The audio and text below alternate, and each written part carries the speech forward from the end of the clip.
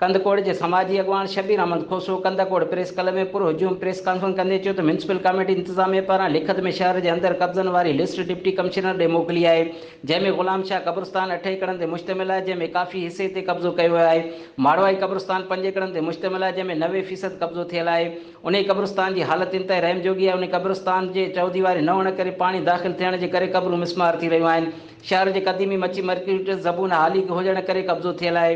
गोश्त मार्केट ते कब्जो थियल है। फॉरेस्ट कॉलोनी के 30,000 फुट ते कब्जो है। जानवरन के अस्पताल ते 50,000 फुट ते कब्जो है। TMO हाउस ते 18,000 फुट ते कब्जो है। मसण मोड़ नाके वारे ते हंध ते 10,000 फुट ते कब्जो है। हाई स्कूल कंदकोड़ चौदीवारी भरसां थियल कब्जो खत्म कयो वञे। उन वधीक चयो त सिविल अस्पताल Kandhkot, library Kandhkot, citizen club Kandhkot, city park Kandhkot, lake view park, mini stadium, auditorium hall, सरकारी सिम नाले समेत केतरनि सरकारी ऑफिस ज़मीन ते रेवेन्यू दाख़िला न रखी वई है।